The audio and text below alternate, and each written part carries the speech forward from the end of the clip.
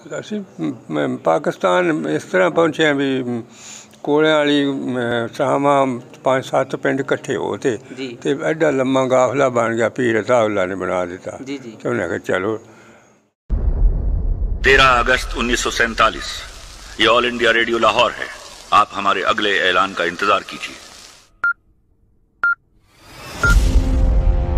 14 अगस्त 1947 ये रेडियो पाकिस्तान लाहौर है। आपको पाकिस्तान मुबारक।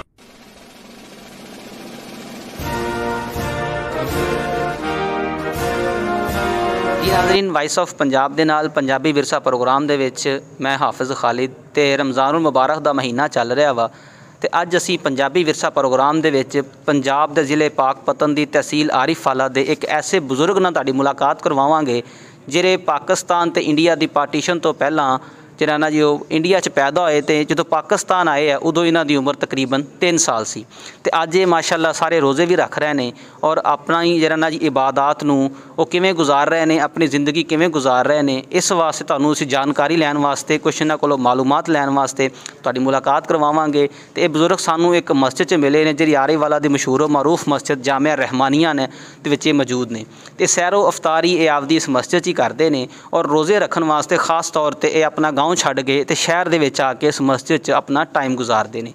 तो आओ तुहाडी मुलाकात करवाने और इन्हां को जानते हैं इन्हां दी ज़िंदगी के हालात किस तरह सी और ज़िंदगी किवें गुजारते पे ने। अस्सलाम वालेकुम बाबा जी। वालेकुम सलाम। बाबा जी की हाल है? ठीक है, शुक्र है। बाबा जी की नाम अपना? मोहम्मद अमीन। बाबा जी किहड़े पिंड च रहायश अपनी? 79 भी आरिफवाला। आरिफवाला। बाबा जी तुहाडी इस टाइम उम्र कितनी है? 80 साल हो गए। 80 साल। जो पाकिस्तान तुसीं आए हो इंडिया तो उदों तुहाडी उम्र कितनी सी? 3 साल पूरी। किन्ने भैन भाई पाकिस्तान पहुँचे सी? एक मैं तो छोटा सी ते एक मैं सवा 2 ही साल। ते दूजे भाई हैगे ने? नहीं, कोई नहीं होता। इत्थे पैदाइश होए ते पाकिस्तान की पैदाइश होता। उन्हां दी पैदाइश पाकिस्तान च होई सी ते इस टाइम वो दुनिया ते मौजूद नहीं है? नहीं हैगे ने, हैगा। उन्हां दा की नाम? एक ही नाम है, एक ही बंदा है, रफीक। रफीक। तो तुहाडी 80 साल उम्र है, जो तुसीं पाकिस्तान च आए हो तुहानूं कोई माड़ा मोटा याद है या नहीं? पाकिस्तान किवें बनिया, तुसीं पाकिस्तान किवें पहुँचे?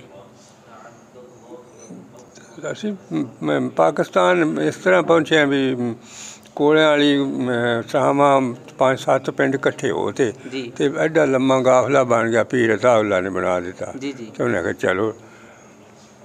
ਰਾਹ 'ਚ ਕਤਲੋ ਗਾਰਤ ਵੀ ਵੇਖੀ ਹੋਏਗੀ? ਬਹੁਤ ਕਤਲੋ ਗਾਰਤ ਹੋਈ ਹੈ, ਦੁਨੀਆ ਮਰੇ ਪਏ। ਨਿਰਾ ਰਾਤੀ ਸੱਤ ਖੜੀ ਸੀ, ਉਹ ਤਾਂ ਮੀਂਹ ਬਾਰਿਸ਼ ਪੈਂਦੀ ਸੀ ਤੇ ਬਾਰਿਸ਼ ਦੀ ਵਜ੍ਹਾ ਨਾਲ ਲੋਕ ਸੌਖੇ ਰਹੇ ਨੇ ਵੀ ਗਰਕਣੀ ਨਹੀਂ ਚੜ੍ਹਦੀ ਸੀ, ਕੋਈ ਨਹੀਂ ਹੁੰਦਾ ਸੀ।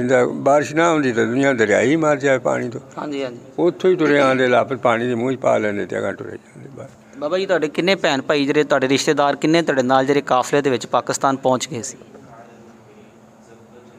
ਉਹ ਤਾਂ ਮਰ ਗਏ ਹੁਣ, ਉਹ ਤਾਂ ਕੋਈ ਨਹੀਂ। ਤੁਹਾਡੇ ਵਾਲਦ ਤੇ ਵਾਲਦਾ ਤੁਹਾਡੇ ਨਾਲ ਆਏ ਨੇ?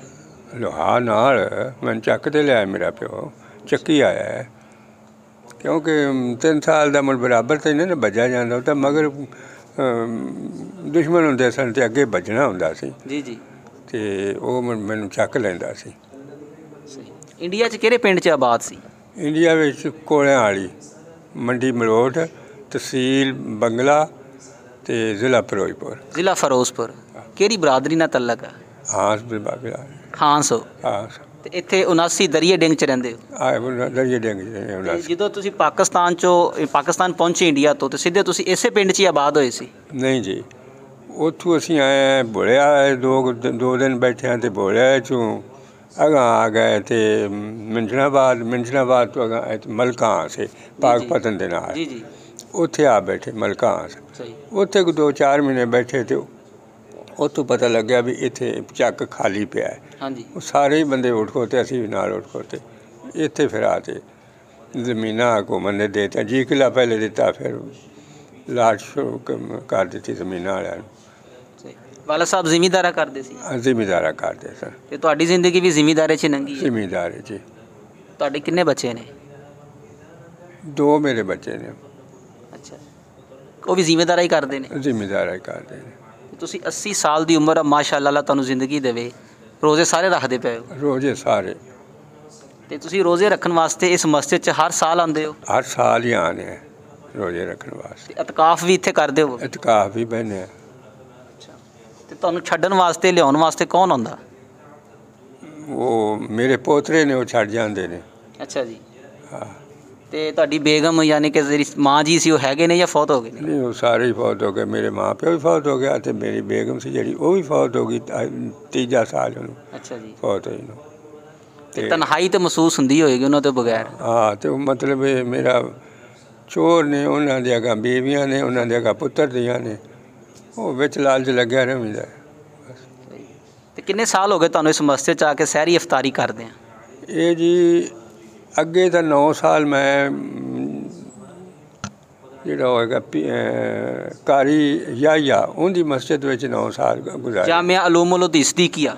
ਹਾਂ, ਉੱਥੇ 9 ਸਾਲ ਹਰ 11 ਮਹੀਨੇ ਘਰੇ ਰਹਿੰਦਾ ਸੀ, 12ਵਾਂ ਮਹੀਨਾ ਉੱਥੇ ਹੀ ਗੁਜ਼ਾਰਦਾ ਸਾਂ। ਤੁਹਾਡਾ ਪੂਰਾ ਰਮਜ਼ਾਨ ਉਸ ਮਦਰਸੇ 'ਚ ਗੁਜ਼ਰਦਾ ਸੀ? ਉੱਥੇ 'ਚ ਹੀ ਗੁਜ਼ਰਦਾ ਰਿਹਾ ਹੈ।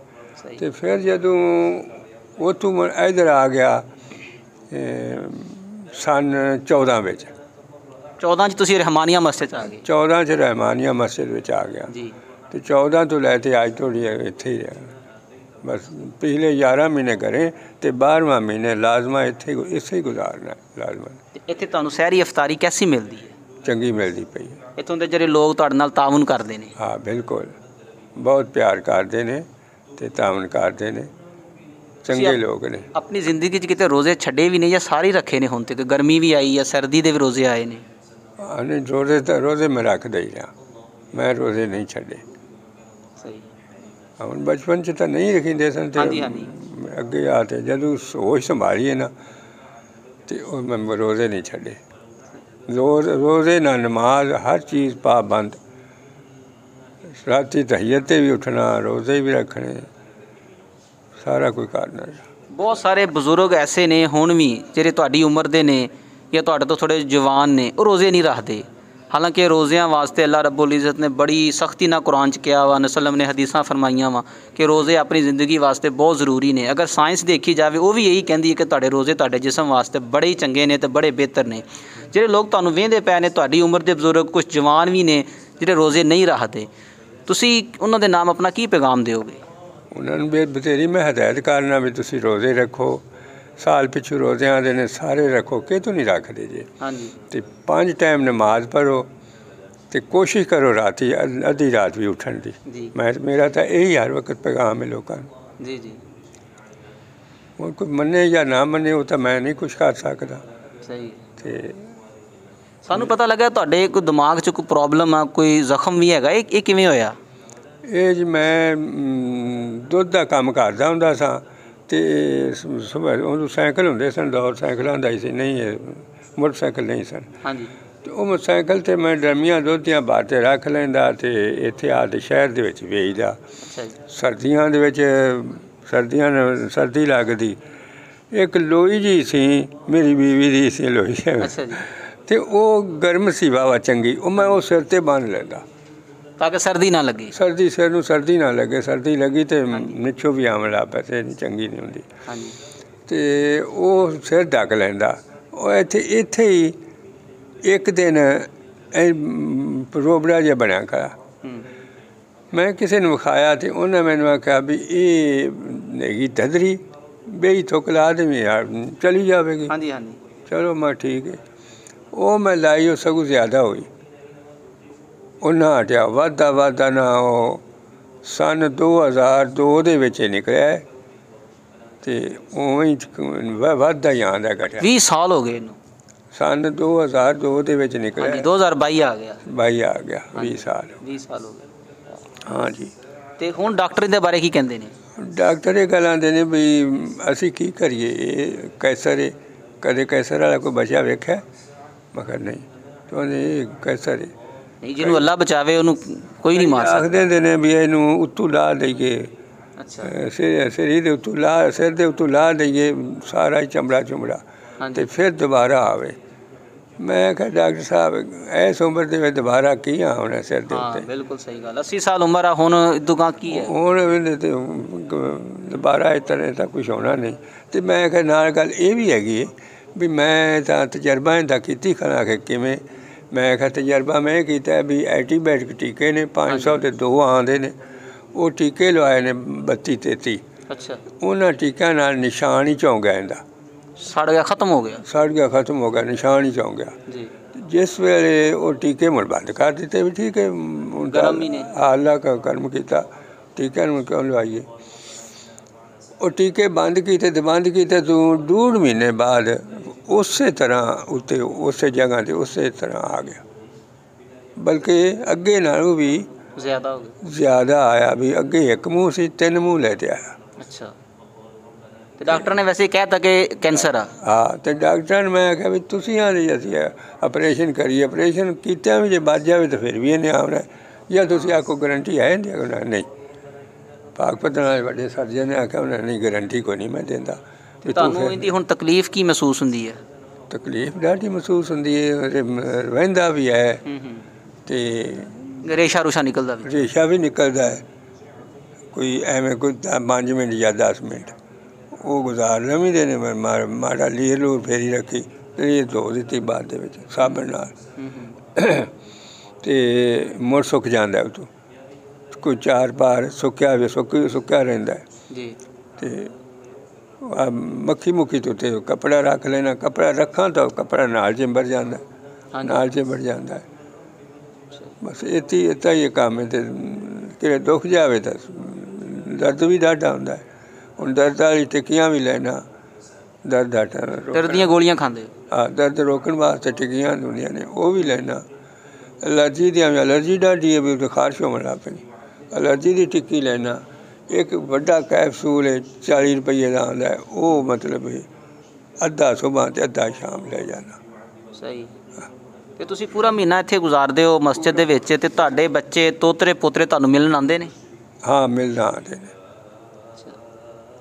ਫੋਨ 'ਤੇ ਰਾਬਤਾ ਵੀ ਕਰਦੇ ਨੇ ਜਾਂ ਬਸ 2 ਦਿਨ ਬਾਅਦ ਆਉਂਦੇ, ਹਫ਼ਤੇ ਬਾਅਦ ਆਉਂਦੇ ਨੇ? ਫੋਨ 'ਤੇ ਵੀ ਰਾਬਤਾ ਕਰ ਲੈਂਦੇ ਨੇ, ਉਹਨਾਂ ਕੋਲ ਵੀ ਫੋਨ ਹੈਗਾ। ਇੱਥੋਂ ਆ ਜਿਹੜੇ ਫਿਰਦੇ ਨੇ ਖਾਦਮੇ, ਇਹਨਾਂ ਕੋਲ ਫੋਨ ਨੇ। ਹਾਂਜੀ, ਉਹ ਮੈਂ ਇਹਨਾਂ 'ਤੇ ਫੋਨ ਕਰਵਾ ਲੈਣਾ, ਅੱਗੋਂ ਉਹ ਵੀ ਕਰ ਦਿੰਦੇ ਨੇ।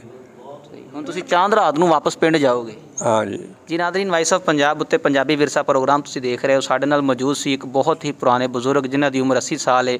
ਮੁਹੰਮਦ ਅਮੀਨ ਹਾਂਸ ਇਹਨਾਂ ਦਾ ਨਾਮ ਹੈ।